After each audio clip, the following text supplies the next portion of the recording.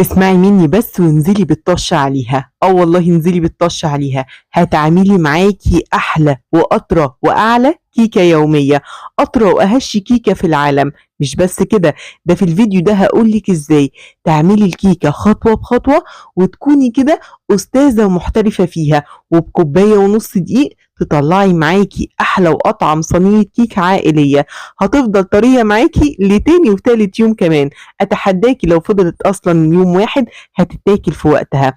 هقولك ازاي تحلي كل المشاكل اللي بتواجهك في عمل الكيك، والتسوية المظبوطة في الفرن، وازاي تقلبي الصينية وتطلع منك بالشكل والجمال والارتفاع ده.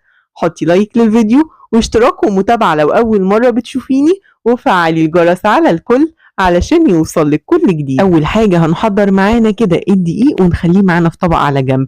معايا كوباية ونص من الدقيق اللي أنا مستخدماه دقيق عادي متعدد الاستخدامات، مش خاص بكيك ولا حلويات ولا أي حاجة. كمان الكوباية اللي أنا استخدمتها الكوباية المعيارية 250 ملي. استخدمي أي كوباية موجودة عندك بس وحدي المقادير. يبقى أخدنا كوباية ونص من الدقيق. هحط عليهم رشة بسيطة جدا من الملح وكيس من البيكنج باودر. الكيس ده بمقدار معلقة كبيرة من البيكنج باودر، تقريبا كده 10 جرام. هقلبهم مع بعض وخلي بقى المواد الجافة دي على جنب، ونشتغل دلوقتي في المواد السائلة. معايا 3 حبات من البيض.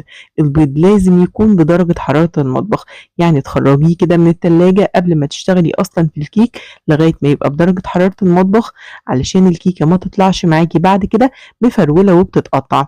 هضيف عليهم 3 أكياس كده من الفانيليا اللي بالسكر، أو نص معلقة صغيرة من الفانيليا الخام اللي هي البودر، أو معلقة من الفانيليا السائلة معلقة صغيرة. التلاتة قدامك اللي انت متوفر عندك استخدميه. هحط عليهم كوباية من السكر بنفس مقدار الكوباية اللي انا استخدمتها، اللي هي 250 ملي، او الكوباية المعيارية، او مج الشاي، او اي كوباية انت استخدمتيها في الدقيق استخدميها معاكي في السكر وباقي المكونات. بالخلاط، بالمضرب اليدوي، بشوكة، بإيدك، بالمضرب الكهربائي المتوفر عندك.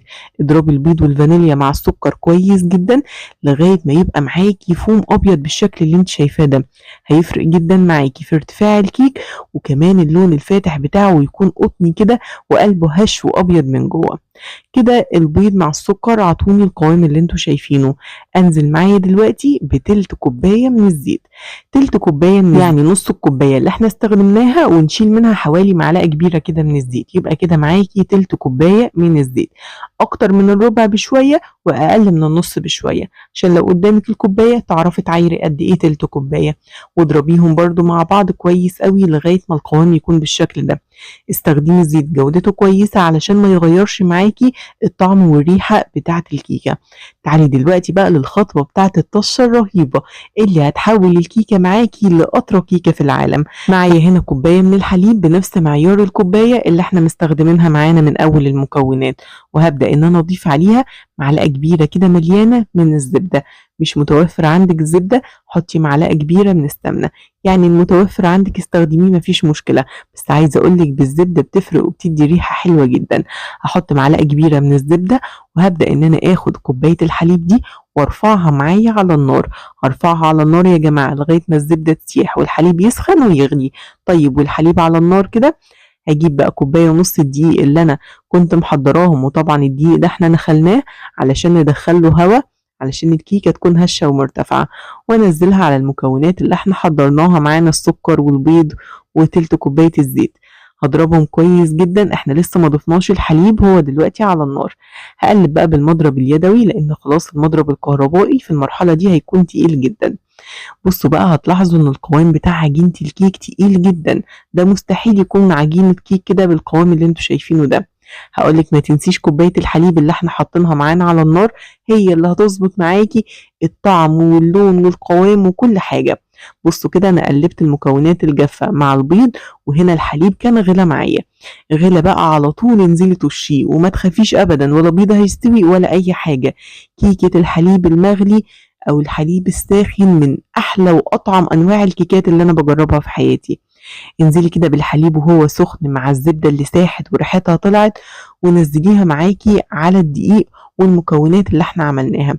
واهم حاجة لما تنزلي الحليب وهو سخن كده، قلبي بسرعة جدا وباستمرار لغاية ما القوام يفك معاكي ويكون قوام عجينة الكيك اللي انت متعودة عليه بالشكل ده. بس بقى مش قادرة اوصفلك الريحة في المرحلة دي بتكون عاملة ازاي. تحسي ان الحليب السخن ده بيطلع كده كل الروايح الحلوة اللي في الكيك والفانيليا، وما شاء الله بيبقى عاطي نتيجة رهيبة جدا في النتيجة بتاعته الأخيرة. هبدأ ان انا اقلبها كويس قوي، وتعالوا دلوقتي نحضر الصينية ونتكلم عن مقاسها وكمان التسوية. المقادير اللي احنا عملناها دي تنفع في صينية مقاس 20 جوانبها عالية، صينية مقاس 22 24، صينية مقاس 26 بس مش هتكون مرتفعة قوي معاكي. تعالوا بقى، وحبيت ان انا اوريكم الخطوة بتاعة تبطين الصينية عشان تقلبيها بكل سهولة والكيك يخرج منها بمنتهى البساطة. بالفرشة كده بالسمنة بدأت ان انا اغلف الصينية عندي. دي صينية من العالية بتاعة السبونج كيك مقاسها 22. هبدأ ان انا اشتغل فيها، وطبعا اشتغلي في اي صينية موجودة عندك. حطيت لها رشة من الدقيق، وهبدأ ان انا ابدرها كويس جدا بالدقيق، واخبط كده بايدي بحيث ان الجوانب كمان تتغلف بالدقيق، بحيث ان الكيكة ما تلزقش وتخرج مني بكل سهولة. خلاص بطلنا الصينية بتاعتنا. هبدأ اي دقيق زيادة ان انا انفضه بره خالص، علشان الدقيق ده ما يحرقش معايا الكيكة من تحت. الخطوة بتاعت الصينية دي أنا جهزتها قبل ما أبدأ أصلا في الكيكة تماما، علشان أول ما أخلص العجينة بتاعت الكيكة على طول أبدأ إن أنا أصبها في القالب اللي أنا مجهزاه، عشان القوام بتاعي ما يهبطش أو العجينة بتاعتي ما تهبطش. نزلت بقى عندي العجينة على طول في القالب اللي أنا مجهزاه قبل ما أبدأ أصلا في الكيك بالشكل ده، وهبدأ إن أنا أدخلها الفرن ونخرجها. وتعالوا دلوقتي نشوفها ونشرح التسوية المظبوطة. أنا بسخن الفرن قبل ما أدخل فيه بحوالي 5 دقايق، مش أكتر من كده ولا حاجة، ولا قبل ما أبدأ ولا الكلام ده خالص. 5 دقايق بس يكون الفرن سخن. وأبدأ إن أنا أدخل الصينية بتاعتي على الشبكة أو الرف الأوسط للفرن.